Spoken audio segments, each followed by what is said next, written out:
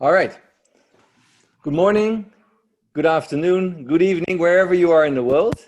We typically get listeners and viewers from as wide as net as Australia on the one side and California on the other side. So it truly is a global event, this. Welcome to the Humanizing Growth web series, webinars by the Institute for Real Growth. I'm Mark de Swan-Arons. I'm going to be one of two possible hosts today. We had a technical glitch. My partner, who was supposed to have this conversation, Frank van den Driest, actually, literally, his car broke down. And so I'm stepping in very happily. And with us, we have a very special guest, Debora Koyama. Nice to meet you. Debora, where are you? And how are you? Hi, Mark. Well, first, thank you for the invite. It's a pleasure to be here today. I'm in London. I moved to London 5 months ago to start a new chapter of my career, my life, and I feel very lucky that I was able to move to my new apartment 1 month before the lockdown. But I'm settling in. As you can see by my bare white walls behind me, I'm still not fully settled. I have to space a little bit more home. Exactly. But anyway, excited to be here, Mark. Now, what's special, and we'll talk a little bit about,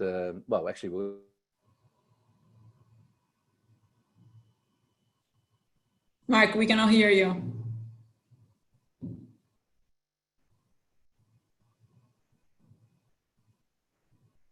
No, I cannot hear. I don't know about the others, but I cannot hear you. Yeah, my mic. You're back. I'm back. Yes. Oh dear, oh dear. It really feels like technology and fate is playing with us today. All right. So what I was saying was today is a little bit about a personal journey, but not to glorify you. And I want to say that right up front. You were quite resistant making the conversation about you, but much more in the theme of a leadership journey, a personal journey, which of course is always very strongly connected to the leadership journey. And I think it says everything about you that you wanted that to be the main conversation, not you personally. In many ways, we've tried in these webinars to talk about journeys so that other growth leaders, other CMOs, other growth officers could pick and choose relevant lessons that they actually might apply in their own journey.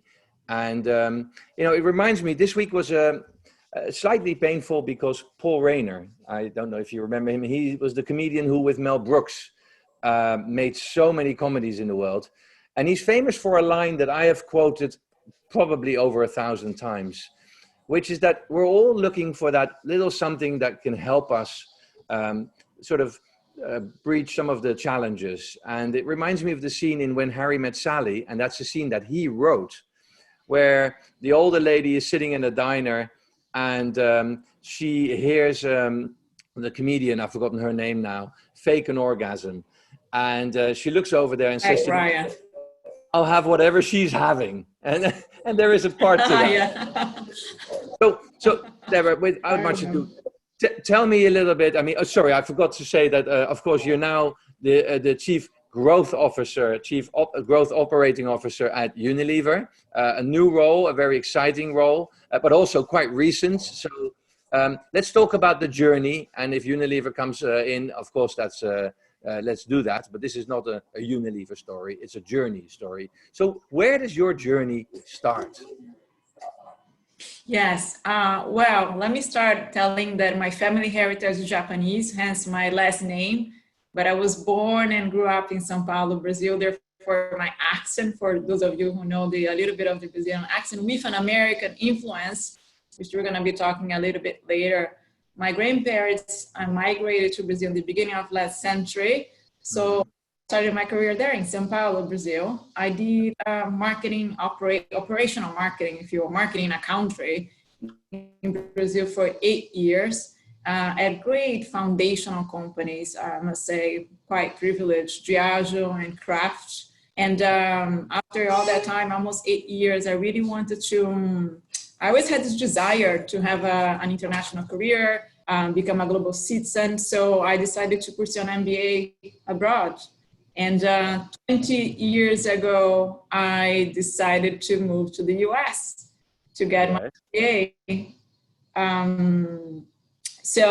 And that was such a pivotal moment of my life, Mark. I must say, what seemed quite impossible when I learned about an MBA in the first place. I think I was below 20.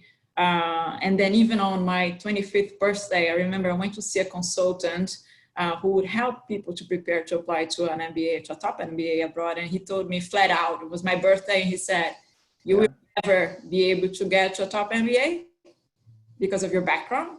It was a very first meeting, a very short and first meeting. I left crying in the office, but a couple of years later, I was going to Kellogg in the US.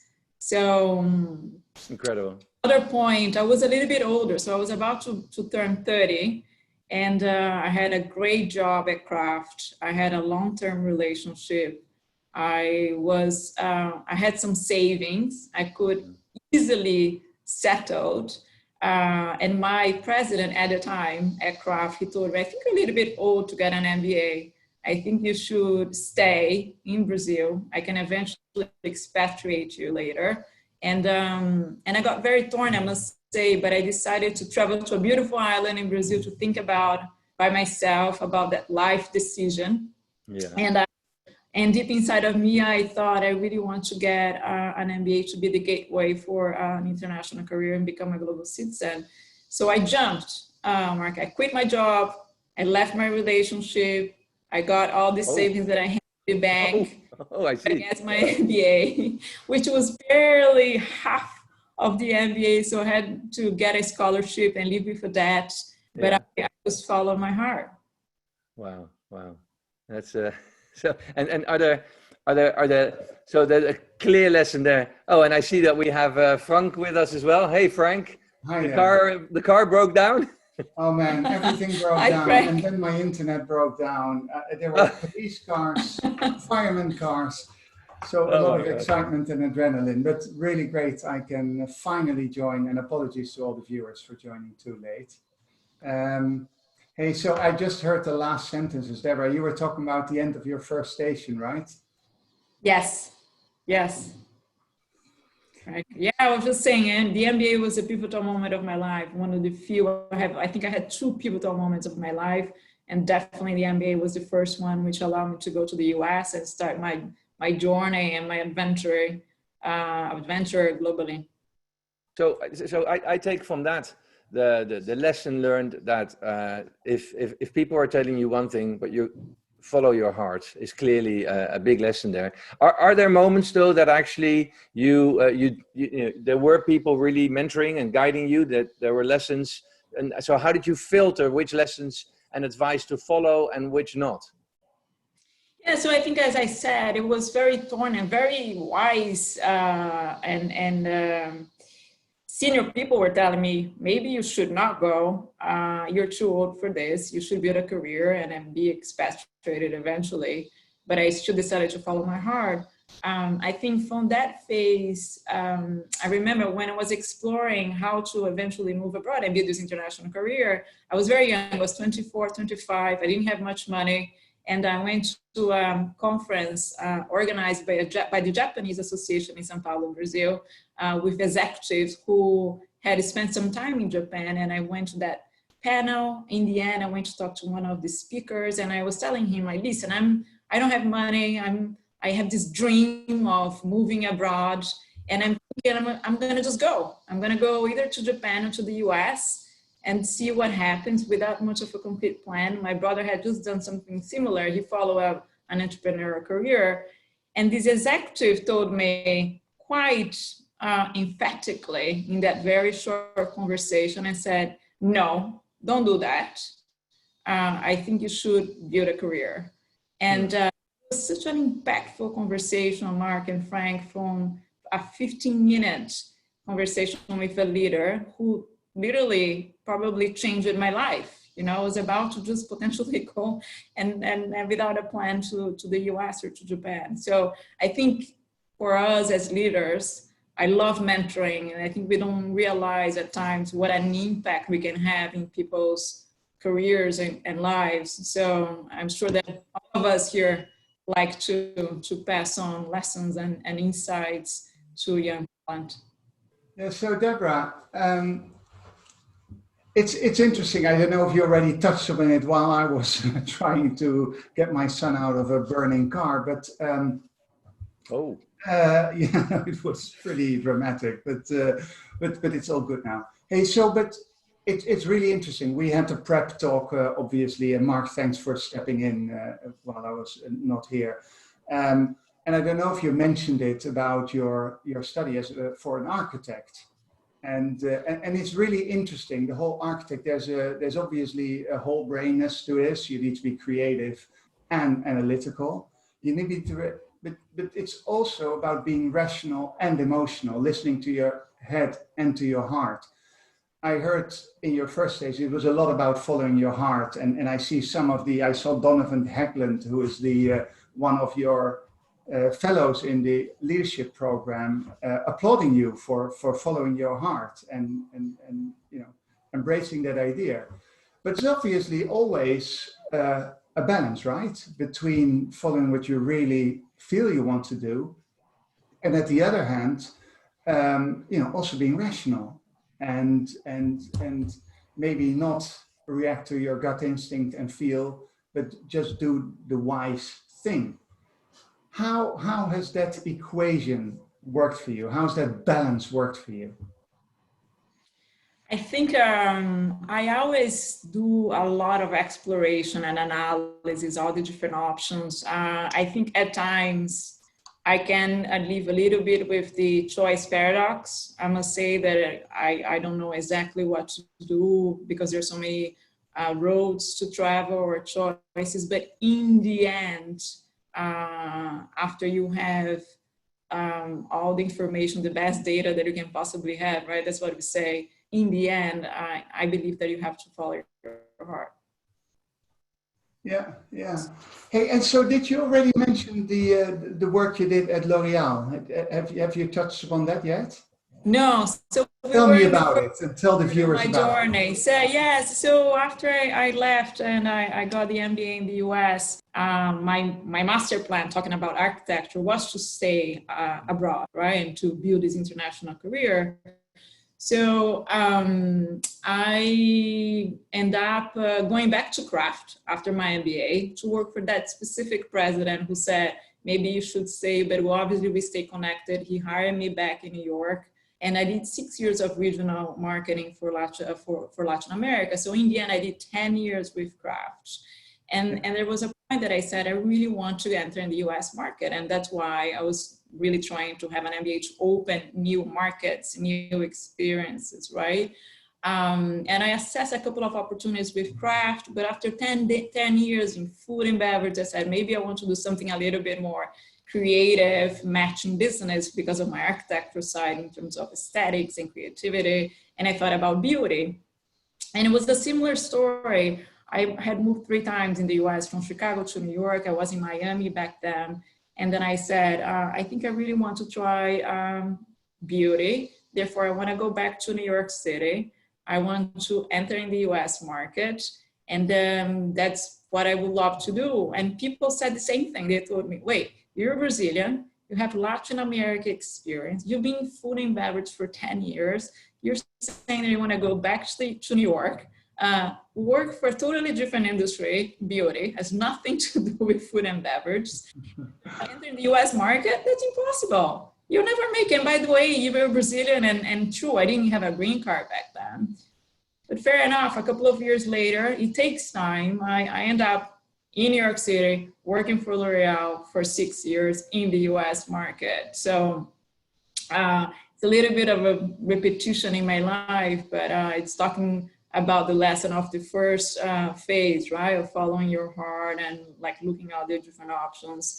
But I think what I want to highlight from the L'Oreal time, and that links to the big conversation that we have had at the IRG program, is that I launched my first sustainability platform with Garnier. So I was leading Garnier Hair Care and I launched the first sustainable platform of my career, probably one of the first ones for L'Oreal with TerraCycle, which is a company that helps to recycle packaging to eliminate waste, which is a massive global issue. And it was a leading industry proposition. We were saying, we incentivize you, consumer, to send back the packagings of Garnier or L'Oreal brands or any competitive brands. And we're gonna really like bring the industries together to address this global issue. And I think that was the moment, this is 10 years ago, when I realized that we marketers have a massive opportunity as brands, as company, as leaders to have an impact in issues like waste or water, global issues. And I became quite passionate about it. And you're gonna see, as we talk about the different phases, I became this champion and believer in sustainability, social impact, and purpose since. Yeah, we'll definitely go into that, because I think also the work that you after did with when you moved to ABI, we're going to talk about that as well. But I think also because a lot of the viewers are senior leaders, so this might be not a lesson for them personally, but rather from people that they, that they coach and that they lead, if you will. So I'm picturing this girl, young woman, highly ambitious, Japanese parents, born in Brazil, moving to the US, no green card, gave up her relationship and really jumped into the deep and defying all those people that said, this is impossible, you won't make this. So with a mindset of, I can make the impossible possible, which is obviously brave in a way. But I also see you as in a way, as an outsider, because you're in an industry that's new to you, a country that's new to you, with colleagues that are new to you. And you're driving new initiatives. And I think that's something that is really inspiring, actually also for our viewers, and definitely the people that are your age, the age you were then, 30 something. So tell me about what was the fuel, because that's tough, that's hard. You take on a lot, and you're almost like in a way on your own with all these, as I said, new industry, new country, new colleagues, and still you're pushing a change agenda. That's not nothing. I mean, clearly. What is the fuel? What is it? What gave you the push? What can others that listen to you now learn from that? Where do you find that energy, that drive, that passion to push that through? Yeah, I think the leaders in the call will also recognize you just find something that you really believe in, and you become a champion of that platform, that cause, campaign, even if you will, right? That was a little bit how I started at L'Oreal. So we had this TerraCycle partnership, like as a concept in the organization, and I met the founder of it, and I became quite passionate and aware of the massive issue that we had against waste globally. So you put together a plan, you bring allies, right? You have to mobilize at least a few people who believe that that's a worth cause that's going to drive the business as well. That's a critical piece, right? You get sponsorship of a leader. That's also a super important step. You start small. I started with a PR campaign. Again, it was a line extension of the portfolio that I was managing. We did start quite genuine. We started at Times Square, New York City, with the founder of the organization. We brought Philippe Cousteau. We brought a couple of celebrities that are truly environmentally aware, and we launched it. But we had no idea that it would become a multi-brand, multi-year, and eventually global platform for L'Oreal. So I think one of the key secrets, if you will, you start small with allies, build an alliance, and getting the sponsorship, and And in the end, looking back, that's what I did at ABI, and that's what I did at Mondelez very recently as well. Okay, as you Debora, I get it. And those are, I mean, in our program, we've talked about, a similar steps that basically we've learned over time are the right things to do, and you're summing them up perfectly.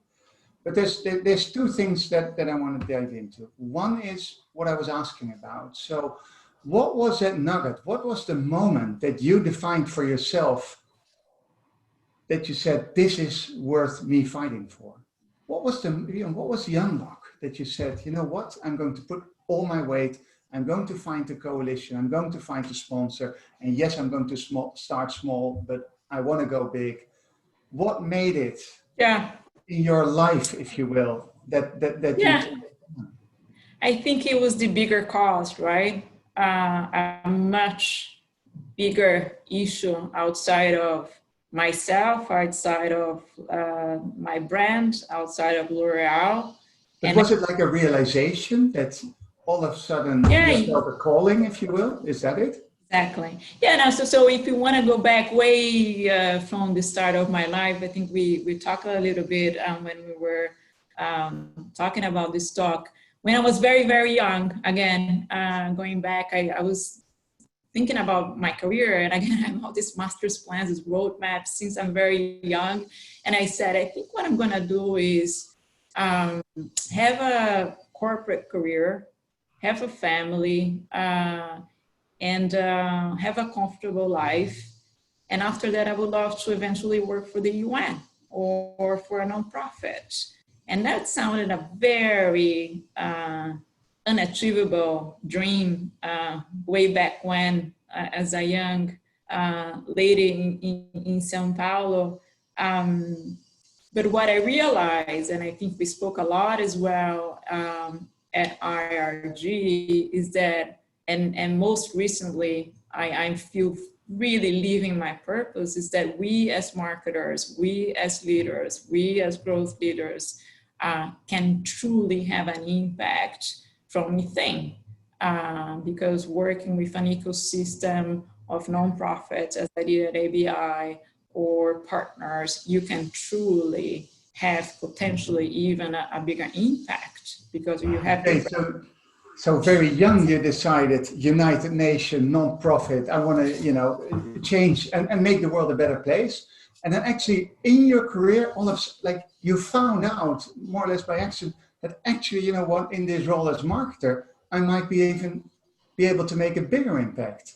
I think that's a really good lesson. I think it's great because you've done it many times over. We'll talk more about that. But it's really great, and I think motivating for all our viewers also, that it dawned on you that actually as a marketeer, we might be in the best place, even more than in non-for-profits and who knows, the United Nations. I really like that. There's one other thing though that I want to hear you talk more about, because you didn't mention the business case for whether it's sustainability or other, let's say, more purposeful, meaning more value creation for all stakeholders, as we call it in IRG, for your colleagues, for your customers, but also the communities that you operate in. And ultimately, I mean, you went after L'Oreal to ABI, pretty known for the fact that they're very performance, very results driven, and results is also financial results, dollars at the bottom line. So how did you convince your bosses at ABI or the key decision makers to throw a lot of money behind this? You told me about a platform you created together with Matt Damon, right?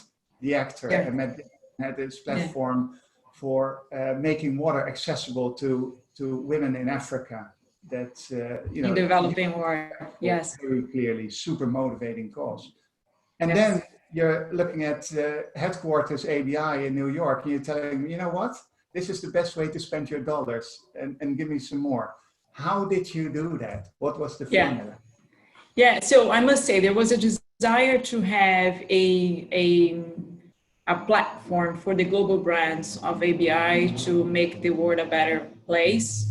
So there was already like this discussion, what can we do for Salatois that I was leading, and around water. So that's when I joined the organization. So the first question that I had is like, how is this linking to the brand in the first place? So that can impact the business. After all, that's what we also should be looking at. And obviously water is like the majority of what a beer is made of.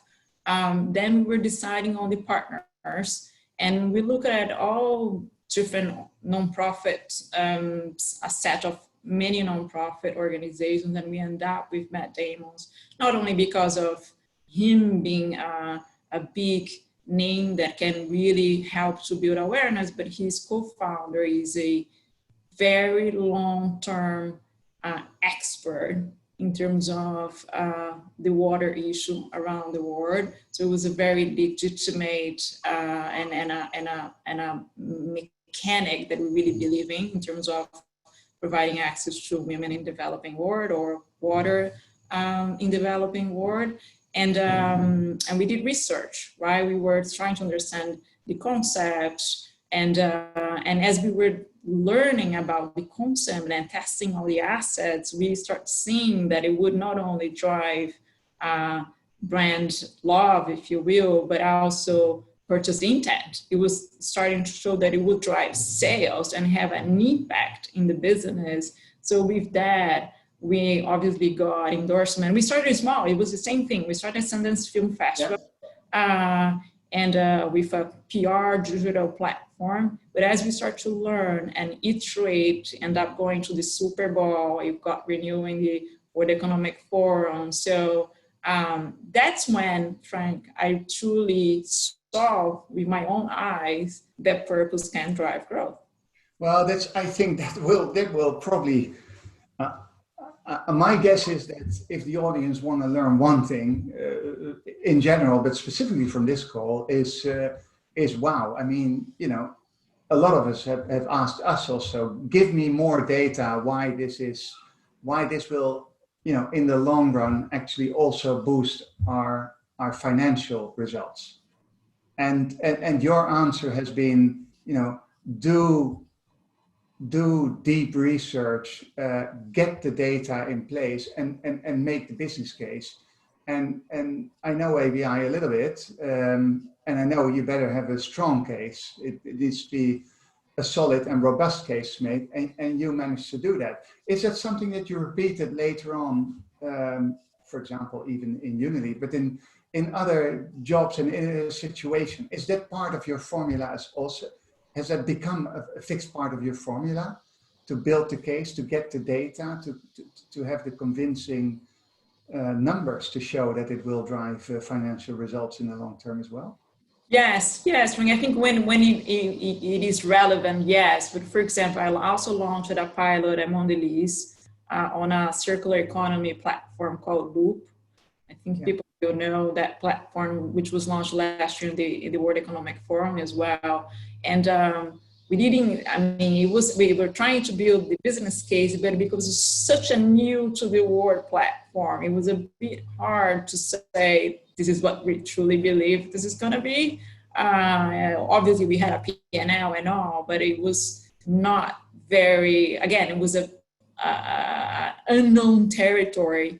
But at the moment that you go, I'm going to do this small, this is going to be a pilot, and it's going to be a food potentially in the future, right? And designing what a circular economy ecosystem could be between manufacturers, retailers, consumers. I was able to get leadership sponsorship, and I sponsored the team who did that very passionately in 5 months. But yes, you have to have a business case, even though at times, like we just did at Mondelez, we didn't have exactly all the benchmarks because it was such a new platform to the world. So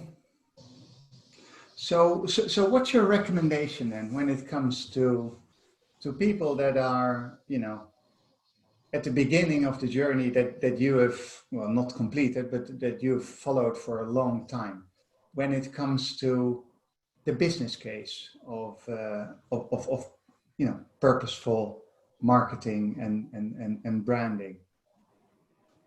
Is it No, first? Is it people first? Is it? Tell me. Sorry, Frank. So I said, is it? It's numbers first, but not always. It's always starting small. Just what when it comes to the financial results, is it just nice if you can prove it, but it wouldn't stop you from doing it, as it didn't stop you at Mondelez? No, you have to have the business case, always. There's no question about that. I think my point was more like sometimes you have a business case, but you're not like, you don't really have benchmark data or facts or research, which was the case for the circular economy platform. But you have to have the business case. Otherwise, it's very hard for anyone, like any of us would be approving anything without a business case, right? But then at that point, you can, usually I would recommend you go small and you have a small win, show results, and then you scale up. Yeah. Hey, so you went from L'Oreal to ABI. Is where you stayed for how long? I stayed for 2 years. For 2 years, and in your closing note that you sent to your colleagues at ABI, what was the message? What was your big takeaway from spending 2 years at that company?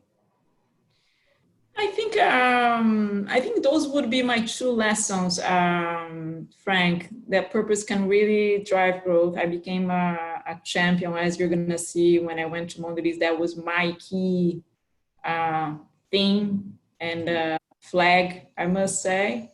And I think what we just said, driving change, you need to start somewhere and likely small, but you can make a big platform and eventually create a movement. Good, thank you. So before we go to your third stage, if you will, and third continent,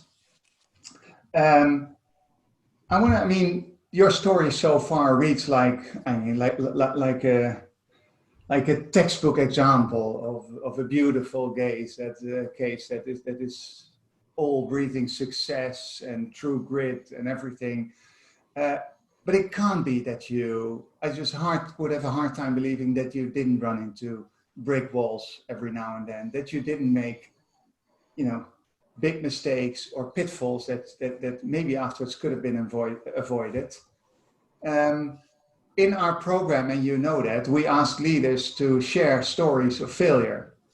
And what really struck me was that everybody said, well, actually, it felt great to listen to. It increased respect and it felt great and liberating for the people. So I want to offer you that moment of liberation. No, but yes. Seriously, I think there's a lot to learn from failure as well. So if there's pitfalls that you would, the viewers, want to avoid if possible, what would they be? Yes, so I get this question a lot, Frank, and I think what I reflect and I realized is that whenever I feel and I believe that I made a mistake or I had a failure, yeah. I learned that those were moments that that I had potentially lost judgment because I was off balance of my well-being. That's my big learning, I must say. And as an example, as we were talking about ABI, I was working too much, close to exhaustion, quite passionate, but then close to exhaustion, not happy. And I decided to go on a sabbatical, which in the beginning it felt quite a failure, and which turned out to be one of the best things that I've ever done in my life as well. So that's the second pivotal moment of my life after the MBA that I say those are the 2 big moments of my life that transformed myself and my journey. But I think if I were to take away and summarize, I think moments that I felt that I made mistakes or had a failure were moments that I was, again, not taking care of my well-being. And that's what I tell to my mentees, to my peers, as like, for me, well-being is the foundation of your professional and personal success. I wish I had known this. I wish I had known this way younger, right? I had to learn the hard lesson not young at all. No, I'm so with you. And Mark, my business partner who started the conversation, you know him well. When we designed the leadership program, it was just that we didn't have enough space with the COVID thing that happened and we had to go online. But actually, you know, the whole taking care of your body and spirit, for that matter, is such an important leadership trait, especially in times of crisis. Just the basics, getting enough sleep, eating and drinking healthily, and movement. It sounds so obvious. I think that's a very important one. And the other one that you touch on is actually taking a break, stepping out of the mold, out of the treadmill. I think I've never heard anybody said, I really regret I took a sabbatical, or I took a step, or I did something entirely different. You know, whether that's playing a musical instrument or dancing lessons, whatever it is, it enriches your perspective, right?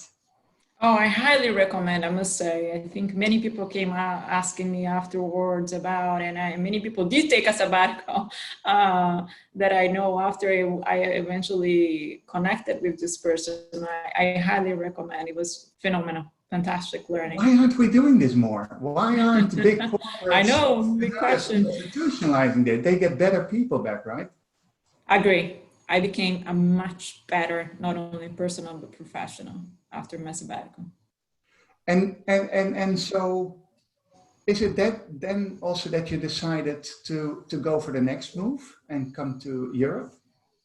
Yes. So I had this newer dream, if you will, of living and moving to Europe. So when I came back from my sabbatical, I say, I really want to cross the ocean. I was in New York for 12 plus years. So a total of almost 20 years in the US. And I took another leap. I went from New York City, which I consider my home town, to Zurich, which was quite an adaptation. But I took the role to become the CMO for Mondelez Europe. And I was excited about the agenda more than anything in terms of bringing marketing back to the center of the organization, especially in the 21st century, as we say, digitally. So I was quite passionate about that specific change to be brought to the organization. So it's interesting. I got a question from a woman I much admire, and she's a former colleague actually, and she used to run the purpose practice, or she actually took it over for me at some stage. She's called Mariana Peneva, and she asks, and I would like to link it to your move to basically the third continent, to Europe. What's your personal purpose? Have you like really articulated a purpose for yourself? And is the move to Europe in any way related to that purpose? So it's two questions. Great question. Yes, because I'm going to touch on my personal purpose, which is linked to my professional life. And I can even give a hint of my personal life, my private life, right? I really want to, I'm going to be very open with this audience now. I really wanted to move to Europe because I was single, I'm still single, and for some reason my relationships were all with European men. So I said, listen, I think I should just move to the continent. That's number one. Number two, I think the opportunity to be a CMO at Mondelez with that agenda of putting consumers back at the center and driving change is something that I'm very passionate about, especially because in that journey, and I can expand later on, I thought that I was living my purpose, right? My purpose is, I did a workshop to articulate it, but it is to inspire people to achieve their full potential, to ultimately impact the world, because I believe everybody has a gift to give back to the world. And it was like a question that I wrestled through my entire life, is how I'm going to give back to the world, giving all the privileges and all the gifts that I was giving. So at Mondelez, and that's what I was able, I hope, to do, right? I went on a roadshow with 500 marketers, bringing them together for the first time, talking about consumers in the digital age, and I put purpose at the center of that roadshow. And on stage, I would say, across, if we did in 4 hubs, if I can inspire you marketers, right, to be the best that you can possibly be as marketers, and ultimately putting purpose at the center and impacting the world, I think I'll be living my own purpose. So anyway, a very long answer, but it is a bit, the crossover was a little bit on the personal side, and also helping me to live my own purpose, which is to inspire back then 500 marketers to be at best, putting purpose at the center of marketing and brands to ultimately impact the world. Great, thank you very much for that, and for being so open. I want to touch on a topic that we decided is maybe too much to add to this conversation, but I still want to do it actually. It's a topic of diversity, and we said, well, implicit, basically you're the embodiment of diversity, with, you know, such a rich cultural or diverse background and experiences, etc. And I said that I could relate to, and that's a different story, but to being an outsider, because it's all great, you know, that we're pushing, and I think obviously it's very good that we're pushing agendas of diversity, especially at decision-making tables.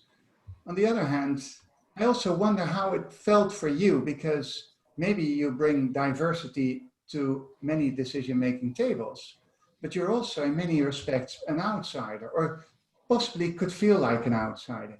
Is that how you ever felt it? And is there any wisdom that you want to share for other people that step, you know, on a decision-making table with, well, let's call it, you know, what is it, male, pale, and stale, with a non-diverse leadership team, and you enter that room? How was that? How does that feel for you? And is there lessons that you want to share with others? Yes, no, great question. And yes, I always felt that I didn't belong where I was in a way, because I mean, I was a Japanese growing up in Brazil, and then I'm in the US, so I'm Japanese Brazilian. Then now I'm here in Europe, or even the UK. You have this American accent, but it's really Americans. We have Japanese. You look like Asian, etc. So having said that, I always feel at the same time that I'm part of wherever I am, you know. I'm thinking about companies now. I just believe that I have the same voice that other people have.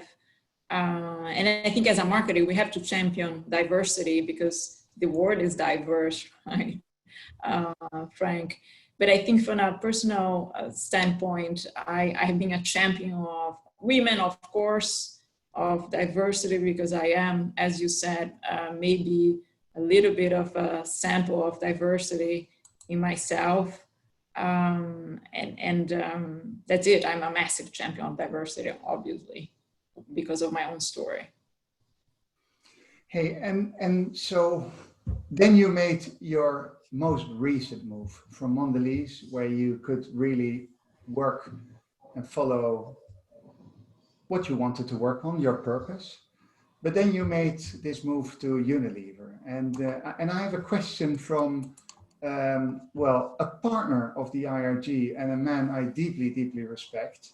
He's a leading partner at Exeter, the leadership development and coaching firm. And Dave Blackshaw asked you, hey, Debora, how is your move to Unilever, because that's where you went as the stint you're at now, an example of following your heart? Great, thank you for the question. Well, I'll be, as I'm so open, I guess, in this hour, Frank, the truth is that I wanted to be in London when I set myself to come over to this continent. And I was talking to Unilever because obviously it is a purpose-led company since its origin. It is the lighthouse, I think, in the private sector in terms of multi-stakeholder model and sustainable growth. And then I got, it was Brexit, so I stalled the conversation, and then I got this offer to be the CMO of Mondelez, which obviously is a fantastic challenge and role. But in the end, and a little bit serendipity, I got reconnected to Unilever, and I am full circle about our conversation, right? I am in the end where I wanted to be in the first place, which is based on working for Unilever, which again, it is this company that I hope that I can help to continue to prove to the world, to the system, to the industry, that purpose can drive growth. Hey, yeah, so it's very much related to your move to Unilever. It's somewhat related to the topic throughout this conversation. But I was fascinated by your title that you got at Unilever. I don't know if you made it up yourself or asked for the title, or somebody told you this is going to be your title. But it's Chief Growth Operations or Operations Growth, something like that, right? Yeah, so it's Global Growth Operations Officer. Global Growth Operations Officer. So tell me what that means, and tell me if you believe that's the title that fits what you're doing. It's a good title. Yes. Well, I am shaping my agenda right now as we speak, to be very honest, right? As I said, I joined and COVID came. So I've been in a couple of agile squads, as we call, defining the strategy, privileged to be on a squad, defining what are the arc of the strategies going forward, as well as a couple of other hot topics as we spun off of this master strategic squad. And in the end, it is about accelerating top line growth, right? So for me, it's also, I think, the opportunities to link the markets to it's a quite big organization with many groups. So how I can really unlock and connect all these different groups to deliver accelerate top line growth. It's really funny that you say that. So it's a question that comes up in almost all these webinars. So it's interesting that you say, well, in the end, it's about delivering top line growth. At the Institute, what we believe is it's about value creation for all stakeholders, and as a result, there will be top line growth.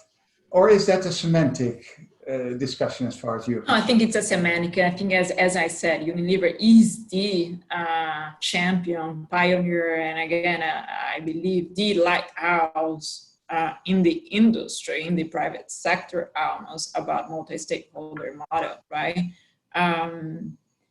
So one of the stakeholders is the shareholders, right? So we want to make sure that we are also delivering on the business results on top of everything else that Unilever is doing for the broader ecosystem.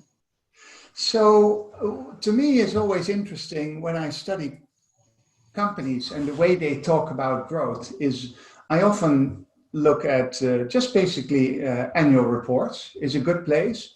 Town halls is another good place. Is what percentage of the time that you spend talking about growth do you spend talking about the numbers, financials, top line, bottom line? How much do you talk about impact on the community, societal growth, on customers, delighting your consumers and customers, and your colleagues? So if you look at those four groups, when you have an average day in the office or an average conversation with your team, you speak to them. How do you balance that? Is it if you have those four, you look at talking about employees, talking about your consumers, talking about the communities, and talking about your shareholders. How do you split 100% of your time and energy that you bring to the table when you're working with your team? how do you divide the focus? Obviously, you have to talk about consumers, customers, and in the way that you do business, you will be talking about employees, right? Because it's the how to deliver purpose-led sustainable growth. So you will be also talking and touching on in the business results, which is the one of the key drivers for the shareholders, right? So you have to talk about all of them, Frank. It's very hard for you to segment any conversation, right? Because you are talking about an ecosystem that's all interconnected. It is, including your supply chain, etc. No, it is, and I know we're in full agreement on that. However, the shift, and I'm not talking maybe per se about Unilever, I can't judge that, but the shift that I've seen happening, especially due to COVID, I think if you took the average, let's say Fortune 5,000, if you will, companies, that 80 to 90% of all the conversation was about consumers and about shareholders. Those were the two. I think COVID has dramatically shifted and upped the percentage that we're actually talking and focusing on colleagues and communities. Agree. Is that something you recognize as well? 100%, yes. I think the first priority for Unilever during the COVID crisis was people. So is it a crisis thing, or do you believe that something fundamentally has changed here? Well, because we're talking about a health crisis, right, Frank? So that becomes even more paramount in terms of looking after your employees and your partners that are part of the system. So it becomes the most critical priority. So I'm going to do a difficult question. I'm not going to make it easy, because as somebody, Ihsan Karagos, if I pronounce her name well, she says, very inspiring to have Debora as one of the leading senior marketers here. Thank you for inviting her. How does she describe her experience at Mondelez? I would like to change that question a little bit and ask you, I'll say the company name, and you give me one word that best describes that company. Let's start with Mondelez, because that's an interesting game. Frank, Mondelez, what's the one word that comes to your mind when you think about Mondelez and your experience there? A flavor of living my purpose, because of what I just said, touching young talent and inspire people to go after their own purpose and also having brands with purpose. And if you would say, what's the big thing about ABI for you and your years at ABI? I think I would say quite a unique culture. I admire the leadership a lot, I must say, the CEO. And big learning, right? If we were gonna go back to my story in terms of balancing life, well-being. Yeah, and then the first impression of Unilever, because you've been there now for about, what is it, a good half year? 5 months. 5 months. Almost half year.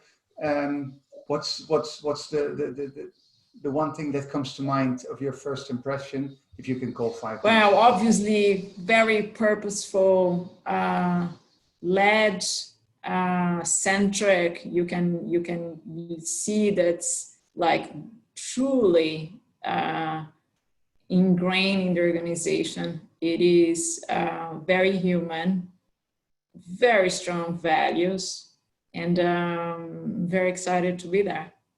And so that's indeed also the taste that I get from the people, the Unilever people in our program, and having worked a long time with you, the connection has always been strong. So what do you feel that's a very purposeful, values-led, consumer insight obsessed company? What is it that you feel that you bring, that you add, that they needed, that you represent? Well, Frank, I've been around for a long time, right? So I have 27 years of FMCG across these different companies. So obviously experience different perspective, a fresh point of view. I believe, and obviously this was part of the conversations, I'm a massive, genuine champion and believer, purpose-driving growth. So I couldn't be more aligned with the mission and the vision of the organization. To be honest, I would love to have this organization to continue to be the North Star in the private sector of sustainable growth. And I want to be part of that journey. Yeah, that's great. Well, we're almost at the end, Debora. This is obviously a topic that's close to both our hearts, and I know for many of the viewers also. Just reflecting on that, how many years did you say? 27? 27. 27. So I'll give you a last chance to say what, in your view, if the viewers walk away and they think back about this conversation, what are the things that you really would like them to remember? Sure. So I think I love Joseph Campbell, the authority mythology, and I believe in his follow your bliss. That's what I say to the young people again. And I watched a documentary about him, and I love a quote that I heard that I wanted to share and read with the audience. So I'm going to just go ahead and read it. Yeah. It says, if you speak to somebody at the level of the mind, you speak to their minds. If you speak through your heart, you speak to their hearts. But if you speak through your life, and your life is the story, then you will change lives. Anyway, that's something that really inspired me and resonated, and then I just wanted to share with I think you couldn't have better summarized what you brought also to this Humanized Growth Series. You spoke through your life experience, and I think that was super motivating to hear. And it's, chapeau, kudos for doing this. And many thanks for sharing that, for being so open and being a North Star, I think, for many younger, but also more senior leaders. So Debora, it was a rocky start for me, at least, this conversation, but I'm so glad that I was able to get back into this conversation, because I really enjoyed it. I want to thank you very much. I want to thank the viewers for being with us, for great questions. And thank you for having me. Yeah. Thank you for having me. A lovely day, lovely weekend ahead of us. Thank you very much, and see you next week. Bye-bye. See you. Bye.